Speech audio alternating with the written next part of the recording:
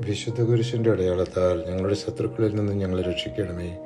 ഞങ്ങളുടെ തമ്പുരാനെ, പിതാവിൻ്റെയും പുത്രൻ്റെയും പരിശുദ്ധാത്മാവിൻ്റെയും നാമത്തിൽ ആമേൻ.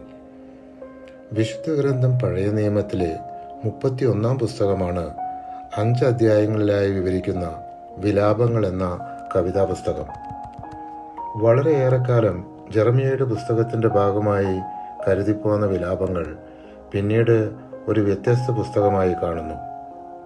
BC 587 ജെറുസലേം ദേവാലയം നശിപ്പിക്കപ്പെടുകയും ബലിയർപ്പണം നിലയ്ക്കുകയും നേതാക്കന്മാർ നാടുകടത്തപ്പെടുകയും ചെയ്ത പശ്ചാത്തലത്തിൽ ഒരു ദൃക്സാക്ഷി രചിച്ച 5 വിലാപഗാനങ്ങളാണ് പുസ്തകത്തിലെ 5 അധ്യായങ്ങൾ.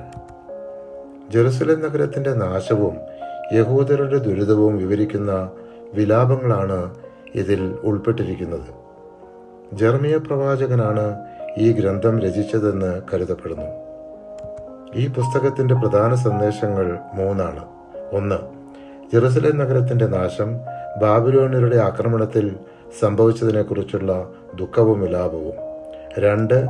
ജനങ്ങളുടെ പാപം മൂലം ദൈവത്തിൻ്റെ ശിക്ഷ വന്നു എന്ന തിരിച്ചറിവ്. 3. ദൈവത്തിൻ്റെ കരുണയും വിശ്വാസ്യതയും ഇപ്പോഴും നിലനിൽക്കുന്നുവെന്ന പ്രത്യാശ. വിലാപങ്ങൾ 1-ാം അധ്യായത്തിൽ ജെറുസലേം ശൂന്യമായിരിക്കുന്നു, ജനങ്ങൾ അടിമത്തത്തിലേക്ക് കൊണ്ടുപോയി നഗരത്തിൻ്റെ ദുഃഖം കവിതയായി അവതരിപ്പിക്കുന്നു. ഒരിക്കൽ ജനനിബിഡമായിരുന്ന നഗരം ഇന്ന് എത്ര ഏകാന്തമായിരിക്കുന്നു. ജനതകളിൽ ഉന്നതയായിരുന്നവൾ ഇന്നിതാ വിധവയെപ്പോലെ ആയിരിക്കുന്നു. നഗരങ്ങളുടെ റാണിയായിരുന്നവൾ ഇന്ന് കപ്പം കൊടുത്തു കഴിയുന്നു. വിലാപങ്ങൾ 1-ാം അധ്യായം 1-ാം തിരുവചനം.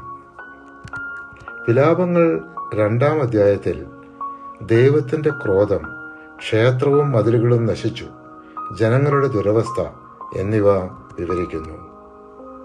പരിശുദ്ധാത്മാവെ, തിരുവചനത്തിൻ്റെ അനന്തശക്തിയാൽ ആത്മാവിൻ്റെ ബലങ്ങളും ദാനങ്ങളും നൽകി തീഷ്ണതയാൽ ഞങ്ങളെ ജ്വലിപ്പിക്കണമേ.